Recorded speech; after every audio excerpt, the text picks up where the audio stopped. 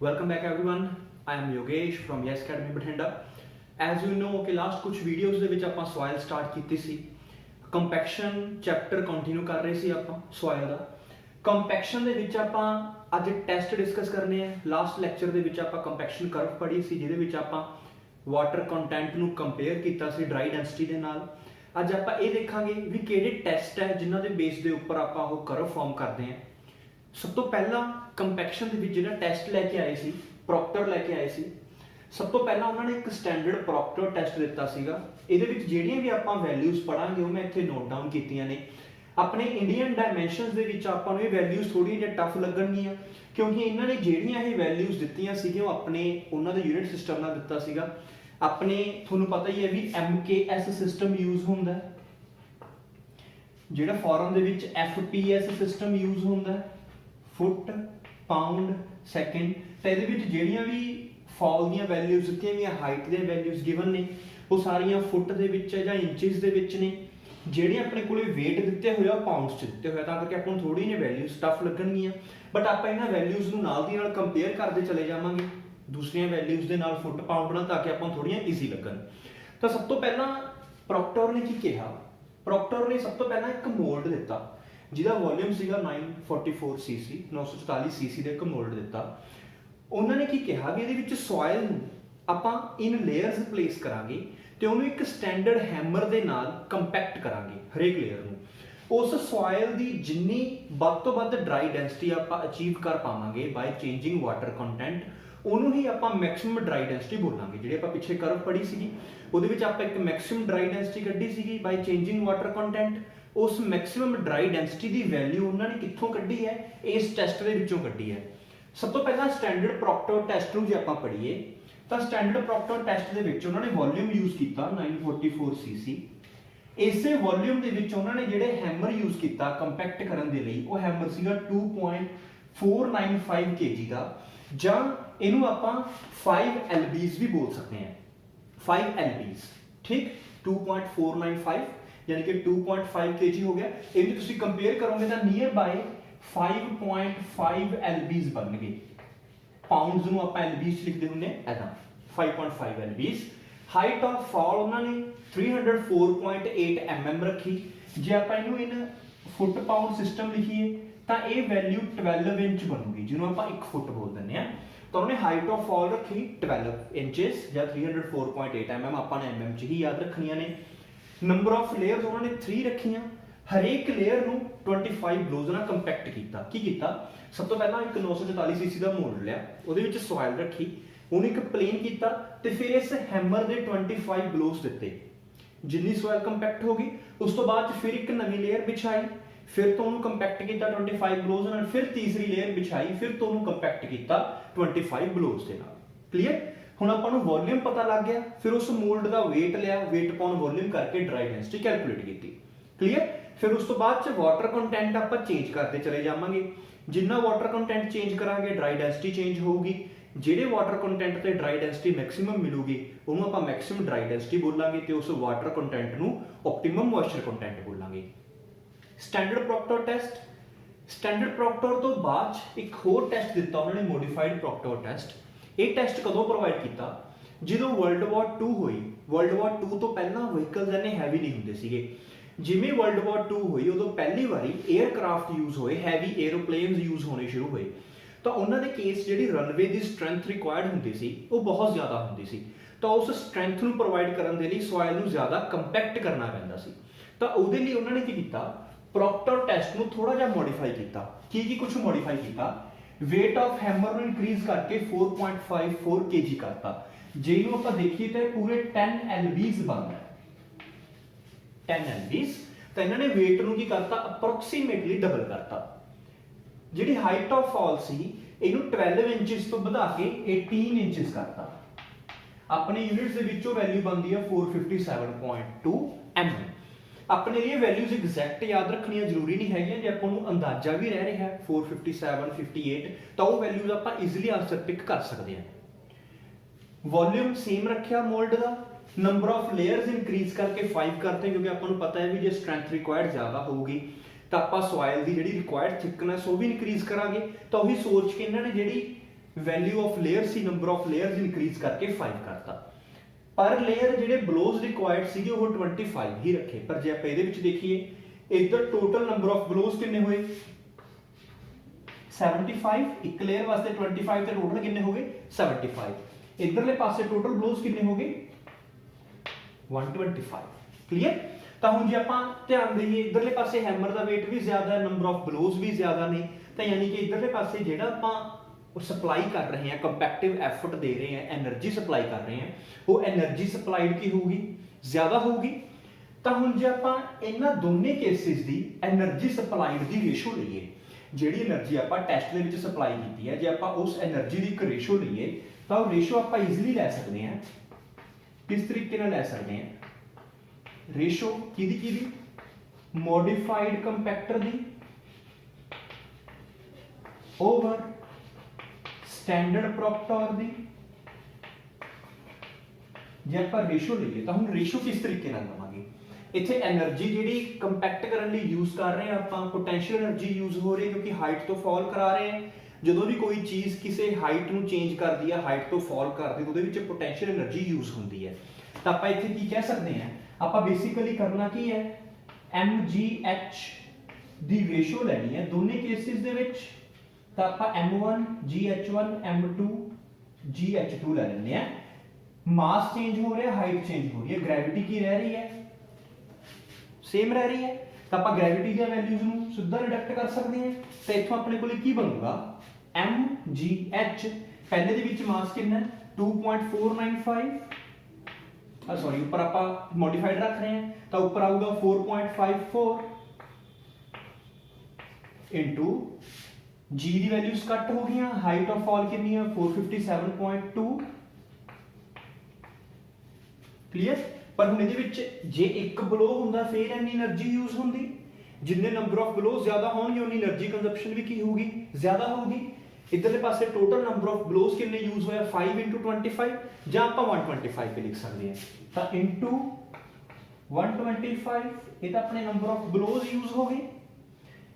ਹੁਣ ਆਪਾਂ ਨੀਚੇ ਰੱਖਣਾ ਸਟੈਂਡਰਡ, ਸਟੈਂਡਰਡ ਦੇ ਵਿੱਚ weight 2.495, height of fall 304.8 into number of blows ਕਿੰਨੇ ਯੂਜ਼ ਹੋਇਆ 75, ਤਾਂ ਨੰਬਰ ਆਫ ਬਲੋਜ਼ ਕਿੰਨੇ ਆ ਗਏ 75। ਇਥੋਂ ਜਿੰਨੀ ਵੀ ਰੇਸ਼ੋ ਆਊਗੀ ਆਪਾਂ ਕੈਲਕੂਲੇਟ ਕਰ ਸਕਦੇ ਹਾਂ। ਧਿਆਨ ਕਿਵੇਂ ਦੇਣਾ, એનર્ਜੀ ਕਿਹੜੀ ਯੂਜ਼ ਹੋਈ ਹੈ mgh ਵਾਲੀ ਕਿਹੜੀ એનર્ਜੀ ਹੁੰਦੀ ਹੈ ਪੋਟੈਂਸ਼ੀਅਲ એનર્ਜੀ, ਤਾਂ ਪੋਟੈਂਸ਼ੀਅਲ એનર્ਜੀ ਹੀ ਯੂਜ਼ ਹੋਊਗੀ। ਪੋਟੈਂਸ਼ੀਅਲ એનર્ਜੀ ਜਿਹੜੀ ਆਪਾਂ ਕੈਲਕੂਲੇਟ ਕਰਾਂਗੇ ਉਹ ਪਰ ਬਲੋ ਕੈਲਕੂਲੇਟ ਹੋਊਗੀ, ਉਹਨੂੰ ਇਨਟੂ ਨੰਬਰ ਆਫ ਬਲੋਜ਼ ਕਰ ਲੈਣਾ, ਫਿਰ ਹੀ ਟੋਟਲ એનર્ਜੀ ਨਿਕਲੂਗੀ ਇੱਕ ਟੈਸਟ ਦੀ। ਤੁਹਾਡੇ ਤੋਂ ਪੇਪਰ ਦੇ ਵਿੱਚ ਕੱਲੀ ਟੋਟਲ એનર્ਜੀ ਵੀ ਪੁੱਛ ਸਕਦੇ ਨੇ ਹਰ ਇੱਕ ਟੈਸਟ ਦੀ। ਕਲੀਅਰ। ਤਾਂ ਇਹਦੇ ਵਿੱਚ ਸਟੈਂਡਰਡ ਪ੍ਰੋਕਟਰ ਤੇ modified Procter. Modified Procter invent ਕਦੋਂ ਹੋਇਆ ਸੀਗਾ ਜਦੋਂ ਆਪਣੇ ਕੋਲੇ ਵਰਲਡ ਵਾਰ 2 ਚੱਲ ਰਹੀ ਸੀ। ਕਿਉਂ? ਕਿਉਂਕਿ ਵਰਲਡ ਵਾਰ 2 ਵੇਲੇ ਆਪਾਂ ਨੂੰ ਹੈਵੀ 에ਅਰਕ੍ਰਾਫਟਸ ਨੂੰ ਲੈਂਡ ਕਰਵਾਉਣਾ ਹੁੰਦਾ ਸੀ। ਹੈਵੀ 에ਅਰਕ੍ਰਾਫਟਸ ਨੂੰ ਲੈਂਡ ਕਰਵਾਉਣ ਦੇ ਲਈ ਆਪਾਂ ਨੂੰ ਸੋਇਲ ਦੀ ਸਟਰੈਂਥ ਰਿਕੁਆਇਰਡ ਕੀ ਹੁੰਦੀ ਸੀ ਜ਼ਿਆਦਾ ਹੁੰਦੀ ਸੀਗੀ। ਤਾਂ ਉਹਦੇ ਲਈ ਆਪਾਂ ਨੂੰ ਮੋਡੀਫਾਈਡ ਪ੍ਰੋਕਟਰ ਟੈਸਟ ਯੂਜ਼ ਕਰਨਾ ਪਿਆ। ਰੇਸ਼ੋ ਕਿਵੇਂ ਲੈਂਦੇ ਆ, ਜਿਹੜਾ ਵੀ ਟੈਸਟ ਪ੍ਰੋਵਾਈਡ ਕਰਨਾ ਜਿਹਦੀ એનર્ਜੀ ਯੂਜ਼ ਕਰਨੀ ਹੈ, એનર્ਜੀ ਕਿਹੜੀ ਲੈਣੀ ਹੈ mgh ਪੋਟੈਂਸ਼ੀਅਲ એનર્ਜੀ ਲਵਾਂਗੇ।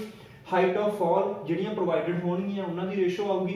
ਅਲਟੀਮੇਟਲੀ ਜਿਹੜੀ ਵੀ ਟੋਟਲ ਰੇਸ਼ੋ ਆਪਣੇ ਕੋਲ ਮਿਲੂਗੀ ਉਹ ਆਨਸਰ ਹੋਊਗਾ। ਕਲੀਅਰ। ਇਹ ਸੀ ਆਪਣੇ ਸਟੈਂਡਰਡ ਪ੍ਰੋਕਟਰ ਤੇ ਮੋਡੀਫਾਈਡ ਪ੍ਰੋਕਟਰ ਟੈਸਟ। ਇੰਡੀਆ ਦੇ ਵਿੱਚ ਆਪਾਂ ਇਹਨਾਂ ਟੈਸਟਾਂ ਨੂੰ ਐਸ ਸੱਚ ਯੂਜ਼ ਨਹੀਂ ਕਰਦੇ, ਆਪਾਂ ਇਹਨਾਂ ਟੈਸਟਾਂ ਨੂੰ ਥੋੜਾ ਜਿਹਾ ਮੋਡੀਫਾਈ ਕਰਦੇ ਆ। ਕਿਸ ਤਰੀਕੇ ਨਾਲ, ਜਿਹੜੇ ਆਹ ਯੂਨਿਟਸ ਹੁੰਦੇ ਨੇ ਇਹਨਾਂ ਨੂੰ ਆਪਾਂ ਆਪਣੇ ਸਟੈਂਡਰਡ ਯੂਨਿਟਸ ਤੇ ਵੀ ਥੋੜਾ ਸੌਖਾ ਕਰਕੇ ਲਿਖਦੇ ਆ। ਤਾਂ ਇੰਡੀਆ ਦੇ ਵਿੱਚ ਆਪਾਂ ਇਹਨਾਂ ਨੂੰ ਕਿਵੇਂ ਯੂਜ਼ ਕਰਦੇ ਆ ਉਹ ਦੇਖਦੇ ਆ। ਹੁਣ ਦੇਖੋ ਇੰਡੀਅਨ ਸਟੈਂਡਰਡ ਟੈਸਟ ਆਪਾਂ ਕਿਵੇਂ ਕਰਦੇ ਆ। ਇਧਰਲੇ ਪਾਸੇ ਮੈਂ ਸਟੈਂਡਰਡ ਇੰਡੀਅਨ ਦੀ ਜਿਹੜੀ ਮੋਡੀਫਿਕੇਸ਼ਨ ਹੈ ਸਟੈਂਡਰਡ ਪ੍ਰੋਕਟਰ ਨੂੰ ਮੋਡੀਫਾਈ ਕਰਕੇ ਇੰਡੀਅਨ ਚ ਆਪਾਂ ਕਿਵੇਂ ਯੂਜ਼ ਕਰਦੇ ਆ, ਤੇ ਮੋਡੀਫਾਈਡ ਪ੍ਰੋਕਟਰ ਨੂੰ ਆਪਾਂ ਇੰਡੀਅਨ ਦੇ ਵਿੱਚ ਕਿਵੇਂ ਯੂਜ਼ ਕਰਦੇ ਆ। ਜਿਹੜਾ ਸਟੈਂਡਰਡ ਇੰਡੀਅਨ ਟੈਸਟ ਹੁੰਦਾ ਇਹਨੂੰ ਆਪਾਂ ਲਾਈਟ ਕੰਪੈਕਸ਼ਨ ਟੈਸਟ ਵੀ ਬੋਲਦੇ ਆ ਕਿਉਂਕਿ weight ਘੱਟ ਹੁੰਦਾ ਐਸ ਕੰਪੇਅਰ ਟੂ ਦੂਸਰੇ ਟੈਸਟ ਨਾਲੋਂ, ਤਾਂ ਇਹਨੂੰ ਆਪਾਂ ਲਾਈਟ ਕੰਪੈਕਸ਼ਨ ਟੈਸਟ ਵੀ ਬੋਲਦੇ ਆ। ਤੇ ਮੋਡੀਫਾਈਡ ਇੰਡੀਅਨ ਨੂੰ ਆਪਾਂ ਹੈਵੀ ਕੰਪੈਕਸ਼ਨ ਟੈਸਟ ਵੀ ਬੋਲਦੇ ਆ। ਤਾਂ ਪੇਪਰ ਦੇ ਵਿੱਚ ਆਪਾਂ ਨੂੰ ਕੁਝ ਵੀ ਲਿਖਿਆ ਆ ਸਕਦਾ, ਤਾਂ ਆਪਾਂ ਦੋਨੇ ਚੀਜ਼ਾਂ ਧਿਆਨ ਚ ਰੱਖਾਂਗੇ। ਮੋਡੀਫਾਈਡ ਵਾਲਾ ਹੈਵੀ ਹੈ ਤੇ ਸਟੈਂਡਰਡ ਵਾਲਾ ਲਾਈਟ ਹੈ। weight of hammer 2.6 kg use ਕਰਦੇ ਆ ਆਪਾਂ, ਦੂਸਰੇ ਦੇ ਵਿੱਚ 2.495 ਸੀਗਾ 2.6 ਹੋ ਗਿਆ। ਹਾਈਟ ਆਫ ਫਾਲ 310 ਕਰਤੀ, ਰਾਉਂਡ ਆਫ ਕਰਤੀ। वॉल्यूम 1000 सीसी हो गया, नंबर ऑफ लेयर सेम है, नंबर ऑफ ब्लोज पर लेयर भी सेम है। ਜਦੋਂ ਆਪਾਂ ਇਹਦੇ ਵਿੱਚ એનર્ਜੀ ਕੱਢੀ ਸੇਮ ਤਰੀਕੇ ਨਾਲ mgh ਇਨਟੂ ਇੱਥੇ ਨੰਬਰ ਆਫ ਲੇਅਰਸ ਵੀ ਕਰ ਲੈਣੇ ਹੁੰਦੇ ਆਪਾਂ ਇਨਟੂ ਟੋਟਲ ਬਲੋਜ਼ ਲਿਖ ਦਿੰਦਾ ਮੈਂ, ਤਾਂ ਇੱਥੋਂ એનર્ਜੀ ਨਿਕਲਦੀ ਹੈ 593.014 kg, 593 kilo Joule energy use ਹੁੰਦੀ ਹੈ ਜਦੋਂ ਆਪਾਂ ਸਟੈਂਡਰਡ ਇੰਡੀਅਨ ਟੈਸਟ ਨੂੰ ਯੂਜ਼ ਕਰਦੇ ਹਾਂ, ਸਟੈਂਡਰਡ ਇੰਡੀਅਨ ਟੈਸਟ ਨੂੰ ਕੰਡਕਟ ਕਰਦੇ ਹਾਂ। ਜੇ ਆਪਾਂ ਮੋਡੀਫਾਈਡ ਇੰਡੀਅਨ ਦੀ ਗੱਲ ਕਰੀਏ, ਹੈਵੀ ਕੰਪੈਕਸ਼ਨ ਟੈਸਟ ਦੀ ਗੱਲ ਕਰੀਏ, ਤੇ ਇਹਦੇ ਵਿੱਚ ਆਪਾਂ ਹੈਮਰ ਨੂੰ 4.9 kg ਕਰਤਾ, ਹਾਈਟ ਆਫ ਫੋਲ 450 mm ਕਰਤੀ, 457 ਸੀਗੀ, 1000 cc ਕਰਤਾ volume, number of blows same ਹੈ, ਨੰਬਰ ਆਫ ਲੇਅਰਸ ਵੀ ਸੇਮ ਹੋਣਗੇ। ਤਾਂ ਇਹਦੇ ਵਿੱਚ ਆਪਾਂ ਜਿਹੜੀ ਟੋਟਲ એનર્ਜੀ ਯੂਜ਼ ਕਰਦੇ ਹਾਂ 2703.88 kg ਯੂਜ਼ ਹੁੰਦੀ ਹੈ ਟੋਟਲ એનર્ਜੀ। ਜੇ ਆਪਾਂ ਇਹਨਾਂ ਦੋਨਾਂ ਦੀ ਰੇਸ਼ੋ ਲਈਏ heavy test upon light test, ਜੇ ਮੈਂ ਰੇਸ਼ੋ ਲੈਣਾ ਹੈਵੀ ਦੀ ਲਾਈਟ ਨਾਲ, ਤਾਂ that is 4.56, यानी कि जे तुसी हैवी कंपैक्शन टेस्ट कंडक्ट करवाओगे इंडियन स्टैंडर्ड वाला, ਤਾਂ ਉਹਦੇ ਵਿੱਚ ਅਪਰੋਕਸੀਮੇਟਲੀ 4.5 ਟਾਈਮਸ એનર્ਜੀ ਸਪਲਾਈ ਹੋਊਗੀ ਸੋਇਲ ਨੂੰ as compared to Indian standard light compaction test. ਜਿਹੜੇ ਨੰਬਰ ਆਫ ਬਲੋਜ਼ ਨੇ ਤੇ weight ਆਫ ਹੈਮਰ ਹੈ ਤੁਹਾਡੇ ਧਿਆਨ ਚ ਹੋਣਾ ਚਾਹੀਦਾ। ਹਾਈਟ ਆਫ ਫਾਲ ਪੇਪਰ ਸਿੱਧੀ ਸਿੱਧੀ ਪੁੱਛ ਚੁੱਕੇ ਨੇ ਆਪਾਂ ਨੂੰ ਪੇਪਰ ਦੇ ਵਿੱਚ, ਜੇ ਕੁਐਸਚਨ ਆਊਗਾ ਤਾਂ ਮੋਸਟਲੀ ਇੰਡੀਅਨ ਸਟੈਂਡਰਡ ਦੇ ਉੱਪਰ ਹੀ ਆਊਗਾ। ਆਪਾਂ ਨੂੰ ਸਟੈਂਡਰਡ ਪ੍ਰੋਕਟਰ ਦੇ ਉੱਪਰ ਜਾਂ ਮੋਡੀਫਾਈਡ ਪ੍ਰੋਕਟਰ ਦੇ ਉੱਪਰ ਕੁਐਸਚਨਸ ਨਹੀਂ ਪੁੱਛੇ ਜਾਂਦੇ। ਹੁਣ ਜਿਹੜੇ ਆਪਾਂ ਇਹ ਪ੍ਰੋਕਟਰ ਟੈਸਟ ਪੜ੍ਹੇ ਨੇ, ਪ੍ਰੋਕਟਰ ਟੈਸਟ ਦੇ ਬੇਸ ਦੇ ਉੱਪਰ ਜਿਹੜੀ ਆਪਾਂ ਕੱਲ ਕੰਪੈਕਸ਼ਨ ਕਰਵ ਪੜ੍ਹੀ ਸੀ, ਕੰਪੈਕਸ਼ਨ ਕਰਵ ਦੇ ਲਈ ਦੋਨੇ ਟੈਸਟਾਂ ਨੂੰ ਕੰਪੇਅਰ ਕਰਕੇ ਦੇਖਦੇ ਹਾਂ। ਦੇਖੋ ਕਿਵੇਂ ਕੰਪੈਰੀਜ਼ਨ ਹੋਊਗਾ। ਦੇਖੋ इधरले पासे ਆਪਾਂ ਰੱਖਦੇ ਸੀਗੇ ਡਰਾਈ ਡੈਂਸਿਟੀ, ਇਧਰਲੇ ਪਾਸੇ ਆਉਂਦਾ ਹੁੰਦਾ ਵਾਟਰ ਕੰਟੈਂਟ, ਠੀਕ। ਤਾਂ ਹੁਣ ਜਦੋਂ ਆਪਾਂ ਕੱਲ ਕਰਵ ਸਟੱਡੀ ਕੀਤੀ ਸੀ ਤਾਂ ਉਹ ਕਰਵ ਦੀ ਸ਼ੇਪ ਕੁਝ ਇਸ ਤਰੀਕੇ ਨਾਲ ਬਣਾਈ ਸੀ ਆਪਾਂ, ਲਾਈਕ ਦਿਸ, ਇਦਾਂ ਦੀ ਸ਼ੇਪ ਦੇਖੀ ਸੀ। ਇਸ ਵੇਲੇ ਵਾਟਰ ਕੰਟੈਂਟ ਨੂੰ ਆਪਾਂ ਆਪਟੀਮਮ ਮੋਇਸਚਰ ਕੰਟੈਂਟ ਬੋਲ ਦਿੰਦੇ ਸੀ, OMC। ਤਾਂ ਇਸ ਜਿਹੜੀ ਡਰਾਈ ਡੈਂਸਿਟੀ ਹੁੰਦੀ ਸੀ ਉਹਨੂੰ ਆਪਾਂ ਗਾਮਾ ਡੀ ਮੈਕਸ ਬੋਲ ਦਿੰਦੇ ਸੀਗੇ। ਜੇ ਆਹ ਵਾਲੀ ਕਰਵ ਨੂੰ ਆਪਾਂ ਸਟੈਂਡਰਡ ਪ੍ਰੋਕਟਰ ਦੀ ਕਰਵ ਮੰਨ ਲਈਏ, ਵੀ ਇਹ ਦੇਖ ਲਈਏ ਵੀ ਇਦਾਂ ਦੀ ਜਿਹੜੀ ਕਰਵ ਹੈ ਇਹ ਸਟੈਂਡਰਡ ਪ੍ਰੋਕਟਰ ਟੈਸਟ ਤੋਂ ਡਿਰਾਈਵ ਹੋਈ ਹੈ, ਤਾਂ ਜਿਹੜਾ ਮੋਡੀਫਾਈਡ ਪ੍ਰੋਕਟਰ ਟੈਸਟ ਹੋਊਗਾ, ਮੋਡੀਫਾਈਡ ਪ੍ਰੋਕਟਰ ਟੈਸਟ ਦੇ ਵਿੱਚ ਆਪਾਂ ਕੰਪੈਕਟਿਵ ਐਫਰਟ ਜਿਹੜਾ ਯੂਜ਼ ਕੀਤਾ ਹੈ, એનર્ਜੀ ਸਪਲਾਈ ਜਿਹੜੀ ਕੀਤੀ ਹੈ ਉਹ ਜ਼ਿਆਦਾ ਕੀਤੀ ਹੈ। ਤਾਂ ਉਸ ਕੇਸ ਦੇ ਵਿੱਚ ਕੀ ਹੋਊਗਾ, ਜਿਹੜੀ ਉਹ ਕਰਵ ਹੋਊਗੀ ਉਹ ਇਸ ਤੋਂ ਥੋੜੀ ਜਿਹੀ ਉੱਪਰ ਸ਼ਿਫਟ ਹੋ ਜੂਗੀ, यानी कि ਜਿਹੜੀ ਆਪਾਂ ਡਰਾਈ ਡੈਂਸਿਟੀ ਅਚੀਵ ਕਰ ਪਾਵਾਂਗੇ ਉਹ ਜ਼ਿਆਦਾ ਅਚੀਵ ਕਰ ਲਾਂਗੇ, ਪਰ ਜਿਹੜਾ ਵਾਟਰ ਕੰਟੈਂਟ ਰਿਕੁਆਇਰਡ ਆ ਉਹ ਘਟ ਜੂਗਾ, यानी कि ਕਰਵ ਮੇਰੀ ਕੁਝ ਐਦਾਂ ਸ਼ਿਫਟ ਹੋ ਜੂਗੀ ਉੱਪਰ, ਲਾਈਕ ਦਿਸ। ਤਾਂ ਇਹਦੇ ਕੇਸ 'ਚ ਕੀ ਹੋਇਆ, ਜਿਹੜੀ ਮੇਰੀ ਡਰਾਈ ਡੈਂਸਿਟੀ ਹੈ ਇਨਕਰੀਜ਼ ਹੋ ਗਈ, ਗਾਮਾ ਡੀ ਮੈਕਸ ਵੱਧ ਗਿਆ, ਪਰ ਜਿਹੜਾ ਮੇਰਾ ਹੁਣ ਆਪਟੀਮਮ ਮੋਇਸਚਰ ਕੰਟੈਂਟ ਆ ਉਹ ਸਿਰਫ ਇੱਥੇ ਹੀ ਆ ਗਿਆ। ਇਹਨੂੰ ਮੈਂ 1 ਲਿਖ ਲੈਣਾ, ਇਹਨੂੰ 2 ਲਿਖ ਲੈਣਾ, ਤਾਂ ਆਪਟੀਮਮ ਮੋਇਸਚਰ ਕੰਟੈਂਟ ਕੀ ਹੋ ਗਿਆ, ਘਟ ਗਿਆ। ਤਾਂ ਆਪਾਂ ਇੱਥੋਂ ਕੀ ਕਹਿ ਸਕਦੇ ਹਾਂ ਵੀ ਜਦੋਂ ਆਪਾਂ ਕੰਪੈਕਟਿਵ ਐਫਰਟ ਇਨਕਰੀਜ਼ ਕਰਦੇ ਹਾਂ, ਯਾਨੀ ਕਿ ਜਿਹੜਾ ਆਪਣਾ weight ਆਫ ਹੈਮਰ ਯੂਜ਼ਡ ਹੁੰਦਾ, ਹਾਈਟ ਆਫ ਫਾਲ ਹੁੰਦੀ ਹੈ, ਜੇ ਉਹ ਇਨਕਰੀਜ਼ ਕਰਦੀ ਹੈ ਤਾਂ ਉਸ ਕੇਸ ਦੇ ਵਿੱਚ ਜਿਹੜਾ ਮੇਰਾ ਮੋਇਸਚਰ ਕੰਟੈਂਟ ਰਿਕੁਆਇਰਡ ਹੁੰਦਾ ਉਹ ਘਟ ਜਾਂਦਾ, ਨਾ ਜਿਹੜੀ ਡਰਾਈ ਡੈਂਸਿਟੀ ਆਪਾਂ ਅਚੀਵ ਕਰ ਸਕਦੇ ਹਾਂ ਉਹ ਵੱਧ ਜਾਂਦੀ ਹੈ। ਇਹ ਕੇਸ ਹੁੰਦਾ ਸਿੰਪਲੀ। ਬਟ ਹੁਣ ਜੇ ਮੈਂ ਇਹ ਦੇਖਾਂ ਵੀ ਮੈਂ ਕੰਪੈਕਟਿਵ ਐਫਰਟ ਵਧਾਉਂਦਾ ਜਾ ਰਿਹਾ ਤੇ ਕੰਪੈਕਟਿਵ ਐਫਰਟ ਵਧਾਉਣ ਦੇ ਨਾਲ ਜਿਹੜੀ ਆਹ ਲਾਈਨ ਜੁਆਇਨ ਕਰਕੇ ਜਾ ਰਹੀ ਹੈ, ਕਿਹਨੂੰ ਗਾਮਾ ਡੀ ਮੈਕਸ ਨੂੰ ਜੁਆਇਨ ਕਰਨ ਵਾਲੀ ਜਿਹੜੀ ਲਾਈਨ ਹੈ, ਇਹ ਥਿਓਰੈਟਿਕਲੀ ਕੀ ਇੰਡੀਕੇਟ ਕਰਦੀ ਹੁੰਦੀ ਹੈ, 100% ਵੋਇਡ ਲਾਈਨ ਨੂੰ, 100% ਡਿਗਰੀ ਆਫ ਸੈਚੂਰੇਸ਼ਨ ਲਾਈਨ ਨੂੰ। ਬਟ ਟੈਸਟ ਆਪਾਂ ਪ੍ਰੈਕਟੀਕਲੀ ਕੰਡਕਟ ਕੀਤਾ ਹੈ। ਜੇ ਆਪਾਂ ਟੈਸਟ ਪ੍ਰੈਕਟੀਕਲੀ ਕੰਡਕਟ ਕੀਤਾ ਹੈ, ਯਾਨੀ ਕਿ ਇਹ ਲਾਈਨ ਦੇ ਉੱਤੇ ਡਿਗਰੀ ਆਫ ਸੈਚੂਰੇਸ਼ਨ ਕਦੇ ਵੀ 100% ਨਹੀਂ ਹੋਊਗੀ, यानी कि डिग्री ऑफ सैचुरेशन कितनी होगी, 80% तो 90% एस की वैल्यू होगी। तो ਆਪਾਂ ਇਸ ਲਾਈਨ ਨੂੰ, ਜਿਹੜੀ ਇਹ ਲਾਈਨ ਸਾਰੀਆਂ ਮੈਕਸਿਮਮ ਡਰਾਈ ਡੈਂਸਿਟੀਜ਼ ਨੂੰ ਜੁਆਇਨ ਕਰਕੇ ਜਾ ਰਹੀ ਹੈ, ਇਹ ਲਾਈਨ ਕੀ ਇੰਡੀਕੇਟ ਕਰ ਰਹੀ ਹੈ, ਸਾਰੇ ਦੇ ਸਾਰੇ ਪੁਆਇੰਟਸ ਦੇ ਉੱਤੇ ਜਿਹੜੀ ਆਪਣੇ ਕੋਲ ਡਿਗਰੀ ਆਫ ਸੈਚੂਰੇਸ਼ਨ ਹੋਊਗੀ 80% ਤੋਂ 90% ਦੇ ਵਿੱਚ ਹੋਊਗੀ। तो यानी कि इस लाइन ਨੂੰ ਆਪਾਂ ਕੀ ਨਾਮ ਦਿੱਤਾ, 80 to 90% एस लाइन। क्लियर। ਤਾਂ ਯਾਨੀ ਕਿ ਆਪਾਂ ਕੀ ਕਹਿ ਸਕਦੇ ਹਾਂ ਵੀ ਜੇਕਰ S ਦੀ ਵੈਲਿਊ ਨੂੰ ਆਪਾਂ 100% ਕਰਨਾ ਹੋਊਗਾ ਤਾਂ ਸੋਇਲ ਨੂੰ ਥੋੜਾ ਜਿਹਾ ਹੋਰ ਕੰਪੈਕਟ ਕਰਨਾ ਪਊਗਾ, ਜਾਂ ਆਪਾਂ ਇਹ ਕਹਿ ਸਕਦੇ ਹਾਂ ਵੀ ਡਿਗਰੀ ਆਫ ਸੈਚੂਰੇਸ਼ਨ ਨੂੰ ਉਨਾ ਕੁ ਵਧਾਉਣ ਦੇ ਲਈ ਹਲਕਾ ਜਿਹਾ ਵਾਟਰ ਕੰਟੈਂਟ ਰਿਕੁਆਇਰਡ ਵੀ ਕੀ ਹੋਊਗਾ, ਜ਼ਿਆਦਾ ਹੋਊਗਾ। ਤਾਂ ਜਿਹੜੀ ਐਕਚੁਅਲ ਚ 100% ਡਿਗਰੀ ਆਫ ਸੈਚੂਰੇਸ਼ਨ ਹੋਊਗੀ ਜਾਂ ਜ਼ੀਰੋ 에ਅਰ ਵੋਇਡ ਲਾਈਨ ਹੋਊਗੀ, ਉਹ ਇਸ ਲਾਈਨ ਦੇ ਐਗਜ਼ੈਕਟਲੀ ਪੈਰਲਲ ਲਾਈ ਕਰੂਗੀ, ਲਾਈਕ ਦਿਸ। ਇਹ ਕਿਹੜੀ ਲਾਈਨ ਹੈ, ਇਸ ਲਾਈਨ ਦੇ ਬਿਲਕੁਲ ਪੈਰਲਲ ਹੈ ਤੇ ਇਹ ਇੰਡੀਕੇਟ ਕੀ ਕਰ ਰਹੀ ਹੈ, ਜ਼ੀਰੋ 에ਅਰ ਵੋਇਡ ਲਾਈਨ, ਜਾਂ ਇਹਨੂੰ ਸਿੰਪਲੀ ਜ਼ੀਰੋ ਵੋਇਡ ਲਾਈਨ ਵੀ ਬੋਲ ਦਿੰਦੇ ਆ। ਤਾਂ ਜਿਹੜੀ ਇਹ ਜ਼ੀਰੋ ਵੋਇਡ ਲਾਈਨ ਹੈ, ਇਹੀ ਲਾਈਨ ਕਿਹੜੀ ਹੋਊਗੀ, 100% S ਲਾਈਨ, 100% S ਲਾਈਨ। ਇਸੇ ਲਾਈਨ ਨੂੰ ਆਪਾਂ S is equal to 1 ਵਾਲੀ ਲਾਈਨ ਵੀ ਬੋਲ ਦਿੰਦੇ ਆ। ਜਿਹੜੀ ਗੱਲ ਦਾ ਧਿਆਨ ਰੱਖਣਾ ਹੈ, ਇਹ ਲਾਈਨ ਐਗਜ਼ੈਕਟਲੀ ਪੈਰਲਲ ਹੋਊਗੀ ਕਿਹਦੇ, ਆਪਣੀ 80% to 90% S ਲਾਈਨ ਦੇ। ਕਲੀਅਰ। ਇਹਦੇ ਵਿੱਚ ਆਪਾਂ ਇੱਕ ਗੱਲ ਹੋਰ ਕੀ ਨੋਟ ਕੀਤੀ, ਜਿਵੇਂ ਜਿਵੇਂ ਆਪਣਾ ਕੰਪੈਕਟਿਵ ਐਫਰਟ ਵਧਿਆ, ਕਰਵ ਉੱਪਰ ਨੂੰ ਸ਼ਿਫਟ ਕੀਤੀ, ਨਾਲ ਹੀ ਕਿਹੜੇ ਪਾਸੇ ਨੂੰ ਸ਼ਿਫਟ ਹੋਗੀ, ਪਿੱਛੇ ਨੂੰ, ਯਾਨੀ ਕਿ ਮੋਇਸਚਰ ਕੰਟੈਂਟ ਵੀ ਕੀ ਹੋ ਗਿਆ, ਘਟ ਗਿਆ, ਕਰਵ ਲੈਫਟ ਵੱਲ ਸ਼ਿਫਟ ਹੋ ਗਿਆ। ਕਲੀਅਰ। ਹੁਣ ਜੇਕਰ ਆਪਾਂ ਇਹੀ ਕਰਵ, ਇਹ ਤਾਂ ਸੀਗੀ ਫॉर ਸਿੰਗਲ ਸੋਇਲ, ਜੇ ਆਪਾਂ ਇੱਕੋ ਸੋਇਲ ਉੱਤੇ ਦੋਨੇ ਟੈਸਟ ਕੰਡਕਟ ਕਰਵਾਏ ਆ, ਹੁਣ ਆਪਾਂ ਇਹ ਦੇਖਦੇ ਹਾਂ ਵੀ ਇੱਕੋ ਟੈਸਟ ਨੂੰ ਆਪਾਂ ਡਿਫਰੈਂਟ ਸੋਇਲਸ ਵਾਸਤੇ ਕਰਕੇ ਦੇਖਦੇ ਹਾਂ। ਇਹ ਤਾਂ ਸੀਗੇ ਡਿਫਰੈਂਟ ਟੈਸਟ ਸਿੰਗਲ ਸੋਇਲ ਵਾਸਤੇ, ਹੁਣ ਆਪਾਂ ਸਿੰਗਲ ਟੈਸਟ ਕਰਾਂਗੇ ਡਿਫਰੈਂਟ ਸੋਇਲਸ ਦੇ ਲਈ। ਯਾਨੀ ਕਿ ਜੇ ਮੇਰੀ ਟਾਈਪ ਆਫ ਸੋਇਲ ਚੇਂਜ ਹੋਊਗੀ ਤਾਂ ਉਹਦੇ ਨਾਲ ਕੀ ਫਰਕ ਪਊਗਾ ਕੰਪੈਕਸ਼ਨ ਕਰਵ ਨੂੰ। ਜਿਵੇਂ ਇਧਰਲੇ ਪਾਸੇ ਮੈਂ ਗਾਮਾ D ਰੱਖ ਰਿਹਾ, ਇਧਰਲੇ ਪਾਸੇ ਵਾਟਰ ਕੰਟੈਂਟ ਸੇਮ। ਤਾਂ ਹੁਣ ਦੇਖੋ, ਸਭ ਤੋਂ ਪਹਿਲਾਂ ਜੇ ਆਪਾਂ GW ਸੋਇਲ ਲਈਏ, GW ਕਿਹੜੀ ਹੋਗੀ, ਵੈਲ ਗ੍ਰੇਡਡ ਗ੍ਰੈਵਲ। ਗ੍ਰੈਵਲ ਹੈ, ਬੜੇ ਵਧੀਆ ਤਰੀਕੇ ਨਾਲ ਗ੍ਰੇਡ ਕੀਤਾ ਵਾ।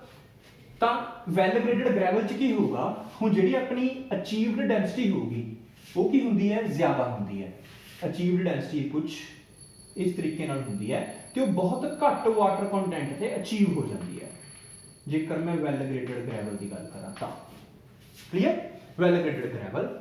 ਤਾਂ ਹੁਣ ਵੈਲ ਗ੍ਰੇਡਡ ਗ੍ਰੈਵਲ ਤੋਂ ਬਾਅਦ ਦੂਸਰੀ ਗ੍ਰੈਵਲ ਤੋਂ ਛੋਟੀ ਕੀ ਹੁੰਦੀ ਹੈ, ਸੈਂਡ। ਜੇ ਮੈਂ ਵੈਲ ਗ੍ਰੇਡਡ ਸੈਂਡ ਦੀ ਗੱਲ ਕਰਾਂ ਤਾਂ ਸੈਂਡ ਦੀ ਕਰਵ ਥੋੜਾ ਜਿਹਾ ਰਾਈਟ ਵੱਲ ਸ਼ਿਫਟ ਕਰੂਗੀ ਤੇ ਨਾਲ ਦੀ ਨਾਲ ਗਾਮਾ D ਦੀ ਵੈਲਿਊ ਹਲਕੀ ਜਿਹੀ ਕੀ ਹੋ ਜੂਗੀ, ਘਟ ਜੂਗੀ, ਲਾਈਕ ਦਿਸ।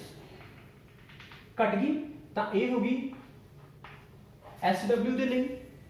ਜਿਵੇਂ ਸੋਇਲ ਇਸ ਤੋਂ ਹੋਰ ਛੋਟੀ ਹੋਊਗੀ, ਉਸ ਨੂੰ ਕੰਪੈਕਟ ਕਰਨਾ ਹੋਰ ਮੁਸ਼ਕਲ ਹੋਊਗਾ। ਜਿੰਨੀ ਵੀ ਸੋਇਲ ਬਰੀਕ ਹੁੰਦੀ ਚਲੀ ਜਾਊਗੀ, ਉਹਨਾਂ ਉਹਦੇ ਪਾਰਟੀਕਲਸ ਦੇ ਵਿੱਚ ਅਟਰੈਕਟਿਵ ਫੋਰਸਿਸ ਇਨਕਰੀਜ਼ ਹੋਣਗੀਆਂ। ਜਿੰਨੀਆਂ ਅਟਰੈਕਟਿਵ ਫੋਰਸਿਸ ਇਨਕਰੀਜ਼ ਹੋਣਗੀਆਂ, ਉਹਨਾਂ ਨੂੰ ਕੰਪੈਕਟ ਕਰਨਾ ਮੁਸ਼ਕਲ ਹੋਊਗਾ।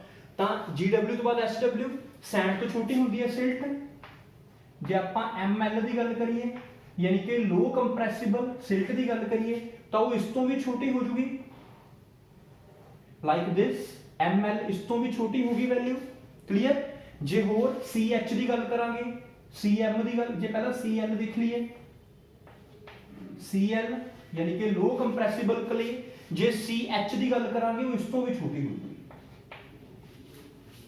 CL ਕੀ ਹੁੰਦਾ ਸੀਗਾ, ਲੋ ਕੰਪਰੈਸਿਬਲ ਕਲੇ। ਲੋ ਕੰਪਰੈਸਿਬਲ ਕਲੇ ਚ ਆਪਾਂ ਡੈਂਸਿਟੀ ਅਚੀਵ ਕਰ ਲਾਂਗੇ, ਉਹ ਥੋੜੀ ਜਿਹੀ ਕੀ ਹੋਊਗੀ, ਜ਼ਿਆਦਾ ਹੋਊਗੀ ਐਜ਼ ਕੰਪੇਅਰ ਟੂ ਹਾਈ ਕੰਪਰੈਸਿਬਲ ਕਲੇ ਦੇ ਨਾਲੋਂ। ਹਾਈ ਕੰਪਰੈਸਿਬਲ ਕਲੇ ਦਾ ਕੀ ਮਤਲਬ ਹੋਊਗਾ, ਉਹਨੂੰ ਆਪਾਂ ਜ਼ਿਆਦਾ ਕੰਪਰੈਸ ਕਰ ਪਾਵਾਂਗੇ। ਫਿਰ ਤੋਂ ਰਿਪੀਟ ਕਰ ਰਹੇ ਹਾਂ, ਇਸ ਗ੍ਰਾਫ ਤੋਂ ਆਪਾਂ ਨੂੰ ਕੀ ਪਤਾ ਲੱਗਦਾ ਹੈ, ਜਿਵੇਂ ਜਿਵੇਂ ਸੋਇਲ ਪਾਰਟੀਕਲਸ ਦੇ ਸਾਈਜ਼ ਛੋਟੇ ਹੁੰਦੇ ਚਲੇ ਜਾਣਗੇ, ਉਨਾ ਹੀ ਉਹਨਾਂ ਨੂੰ ਕੰਪੈਕਟ ਕਰਨਾ ਮੁਸ਼ਕਲ ਹੋਊਗਾ, ਜਾਂ ਆਪਾਂ ਇਹ ਕਹਿ ਸਕਦੇ ਹਾਂ ਉਨੀ ਹੀ ਜਿਹੜੀ ਆਪਣੀ ਡਰਾਈ ਡੈਂਸਿਟੀ ਅਚੀਵਡ ਹੋਊਗੀ ਉਹ ਕੀ ਹੋਊਗੀ, ਘੱਟ ਹੋਊਗੀ। ਤਾਂ ਇਹਦੇ ਕੇਸ ਚ GW ਵੈਲ ਗ੍ਰੇਡਡ ਗ੍ਰੈਵਲ, ਤਾਂ ਵੈਲ ਗ੍ਰੇਡਡ ਗ੍ਰੈਵਲ ਚ ਆਪਾਂ ਸਭ ਤੋਂ ਜ਼ਿਆਦਾ ਅਚੀਵ ਕਰ ਪਾਵਾਂਗੇ ਡਰਾਈ ਡੈਂਸਿਟੀ। ਉਸ ਤੋਂ ਘੱਟ SW ਸੈਂਡ ਦੇ ਕੇਸ ਚ, ਉਸ ਤੋਂ ਘੱਟ ML ਸਿਲਟ ਦੇ ਕੇਸ ਚ, ਉਸ ਤੋਂ ਘੱਟ ਕਲੇ ਦੇ ਕੇਸ, ਸਭ ਤੋਂ ਘੱਟ ਹਾਈ ਕੰਪਰੈਸਿਬਲ ਕਲੇ ਦੇ ਕੇਸ ਚ। ਨਾਲ ਦੀ ਨਾਲ ਆਪਾਂ ਨੂੰ ਕੀ ਪਤਾ ਲੱਗਦਾ ਜਾ ਰਿਹਾ ਹੈ, ਕਰਵ ਰਾਈਟ ਵੱਲ ਸ਼ਿਫਟ ਹੁੰਦੀ ਜਾ ਰਹੀ ਹੈ, ਯਾਨੀ ਕਿ ਆਪਟੀਮਮ ਮੋਇਸਚਰ ਕੰਟੈਂਟ ਵਧਦਾ ਚਲਾ ਜਾ ਰਿਹਾ ਹੈ। ਤਾਂ ਜਿਵੇਂ ਜਿਵੇਂ ਆਪਾਂ ਇਹ ਗ੍ਰਾਫ ਫੋਲੋ ਕਰ ਰਹੇ ਹਾਂ ਤਾਂ ਗਾਮਾ D ਦੀ ਵੈਲਿਊ ਘਟਦੀ ਚਲੀ ਜਾ ਰਹੀ ਹੈ, ਜਿਵੇਂ ਜਿਵੇਂ ਗ੍ਰਾਫ ਫੋਲੋ ਕਰ ਰਹੇ ਹਾਂ, ਤੇ ਨਾਲ ਦੀ ਨਾਲ OMC ਦੀ ਵੈਲਿਊ ਕੀ ਹੁੰਦੀ ਜਾ ਰਹੀ ਹੈ, ਵਧਦੀ ਚਲੀ ਜਾ ਰਹੀ ਹੈ। ਆਪਟੀਮਮ ਮੋਇਸਚਰ ਕੰਟੈਂਟ ਰਿਕੁਆਇਰਡ ਵਧਦਾ ਚਲਾ ਜਾ ਰਿਹਾ ਹੈ। ਤਾਂ ਇੱਥੋਂ ਆਪਾਂ ਨੂੰ ਕੀ ਪਤਾ ਲੱਗਦਾ ਹੈ, ਕਿਹੜੀ ਸੋਇਲ ਬੈਸਟ ਹੋਊਗੀ ਕੰਸਟਰਕਸ਼ਨ ਪਰਪਸ ਦੇ ਲਈ। ਗ੍ਰੈਵਲ ਤੇ ਸੈਂਡ ਦੇ ਵਿੱਚ ਡਰਾਈ ਡੈਂਸਿਟੀ ਅਚੀਵਡ ਜ਼ਿਆਦਾ ਹੈ, जे ड्राई डेंसिटी अचीव्ड ज़्यादा है यानी कि ये लोड कैरिंग कैपेसिटी भी ज़्यादा होगी, जिन्नी इन्हां दी लोड कैरिंग कैपेसिटी ज़्यादा होगी उन्ना ही अल्टीमेटली ये सॉइल्स बेस्ट होणगियां for the construction purpose. Clear? तो अज आपां कंपेयर की कीता, पहला तो सिंगल सॉइल वास्ते डिफरेंट टेस्ट करा के देखे, उहदे केस च आपां की देखिया जिहदे विच कंपैक्टिव एफर्ट ज्यादा होगा, वो जो ड्राई डेंसिटी अचीव्ड ज्यादा हो जूगी, वाटर कंटेंट रिक्वायर्ड घट जूगा। दूसरे केस च आपां की देखिया ਜਿਹੜੀਆਂ ਸॉइल्स ਦੇ ਵਿੱਚ ਪਾਰਟੀਕਲ ਦਾ ਸਾਈਜ਼ ਛੋਟਾ ਹੁੰਦਾ ਚਲਾ ਜਾਊਗਾ, ਉਹਨਾਂ ਸॉइल्स ਦੇ ਵਿੱਚ ਜਿਹੜਾ ਆਪਾਂ ਨੂੰ ਰਿਕੁਆਇਰਡ ਵਾਟਰ ਕੰਟੈਂਟ ਹੋਊਗਾ ਉਹ ਵਧਦਾ ਚਲਾ ਜਾਊਗਾ ਤੇ ਜਿਹੜੀ ਅਚੀਵਡ ਡਰਾਈ ਡੈਂਸਿਟੀ ਹੋਊਗੀ ਉਹ ਘਟਦੀ ਚਲੀ ਜਾਊਗੀ। ਕਲੀਅਰ? ਤਾਂ ਇਹਨਾਂ ਟੈਸਟਾਂ ਨੂੰ ਚੰਗੀ ਤਰ੍ਹਾਂ ਨਾਲ ਮੈਮੋਰਾਈਜ਼ ਕਰ ਲੈਣਾ ਹੈ। ਇਹਨਾਂ ਦੋਨੇ ਕਰਵਸ ਦੇ ਬੇਸ ਦੇ ਉੱਤੇ ਆਪਾਂ ਨੂੰ ਬਹੁਤ ਕੁਐਸਚਨਸ ਦੇਖਣ ਨੂੰ ਮਿਲਣਗੇ। एक गल आप जो होर ध्यान नाल देखिए, जिवें जिवें आप नीचे नूं मूव करते जा रहे हैं, कर्व खुलदियां जा रही हैं, कर्व स्टीप होंदियां जा रही हैं, कर्व्स फ्लैट होंदियां चलियां जा रही हैं। नहीं तो जे कर्व फ्लैट होंदी चली जाऊगी तो उस केस च की होगा, जिवें जिवें कर्व फ्लैट होगी यानी कि जिहड़ी अचीव्ड ड्राई डेंसिटी होगी ते जिहड़ी नॉर्मल ड्राई डेंसिटी होगी उन्हां दे विच फर्क की है, बहुत घट है। जे आप ग्रैवल का केस देखिए तो दोनों के विच फर्क की है, बहुत ज़्यादा होगा। तो आप ये भी कह सकते हैं भी जिवें जिवें पार्टिकल साइज छोटा हुंदा चला जाऊगा उस सॉइल उपर कंपैक्टिव एफर्ट दा, अपनी कंपैक्शन दा इफेक्ट भी की हो जाऊगा, घट हो जाऊगा। ताही आपां की कहंदे हुंदे आ भी क्लेस दे लई कंसोलीडेशन मैटर करदी है, सैंड्स दे लई कंपैक्शन मैटर करदी है। इत्थों पता लग रहा है क्ले दे केस च कोई बाला फर्क नहीं पिया, तां करके आपां नूं कंपैक्शन दा कोई ज़्यादा बेनिफिट नहीं होना, सैंड्स दे केस च बहुत फर्क पऊगा। क्लीयर? तो अज आपां ये टेस्ट पढ़े ने, इन्हां नूं आपां मैमोराइज रखण दी कोशिश करांगे। नैक्सट वीडियो के विच आपां कंपैक्शन नूं कंप्लीट करांगे, उस तो बाद कंपैक्शन का टेस्ट भी अपलोड करांगे अपने टैलीग्राम चैनल के उपर भी, व्हाट्सएप ग्रुप के विच भी। जिन्हां स्टूडेंट्स ने चैनल ते ग्रुप हाल तक ज्वाइन नहीं किया, नीचे डिस्क्रिप्शन चो लिंक लैके ज्वाइन कर सकते हैं। जिन्हां ने चैनल नूं सबसक्राइब नहीं किया जल्दी नाल सबसक्राइब कर लो, ताकि जिहड़ियां भी असीं नैक्सट वीडियोज़ अपलोड करांगे तुहानूं जल्दी मिल सकन। Thank you very much.